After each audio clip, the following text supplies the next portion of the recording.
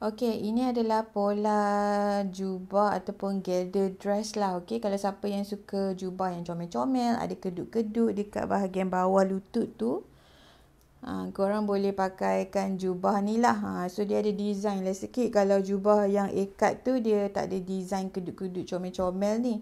So inilah pola dia untuk korang buat kedut-kedut dekat bahagian bawah. Okey, korang akan dapat bahagian depan, badan depan, badan belakang, bahagian bawah yang ada kedut-kedut ni, pola lengan dengan lapik leher.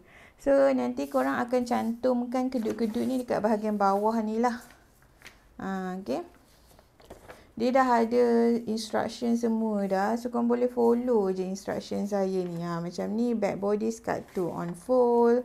Okay, front body skirt 1 on fold. Senang nak ikut.